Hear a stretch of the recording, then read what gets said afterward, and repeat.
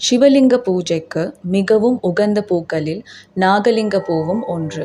நாகலிங்க பூவின் தோற்றம் நாகாபரணத்துடன் கூடிய சிவலிங்க வடிவத்தை பெற்றுள்ளது.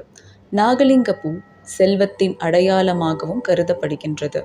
நாகலிங்க பூவை ஒருவர் தொடுவதற்கு முன் 1001 முறை சிவ பஞ்சாட்சரத்தை உச்சரிக்க வேண்டும். சூட்டிய பூ வாடிய பின்னரும் கூட குளித்துவிட்டுதான் தொட வேண்டும். நாகலிங்க மரத்தின் பட்டையும் காயும் விஷக்காய்ச்சலால் பாதிக்கப்பட்டவர்களுக்கு மருந்தாக பயன்படுகிறது. இதன் இலைகள் அனைத்து விதமான தோல் நோய்களுக்கும் மருந்தாக உதவுகிறது. இதன் இலைகளை மென்று சாப்பிட்டால் பல் மற்றும் ஈறு இடைவெளியில் உள்ள கிருமிகளை வெளியேற்றி பல்வலியை குறைக்கின்றது. இப்பூவிலிருந்து எடுக்கப்படும் தைலம் வயிற்று உபாதைகளுக்கு சிறந்த மருந்தாக பயன்படுகிறது. ஓம் நம சிவாய.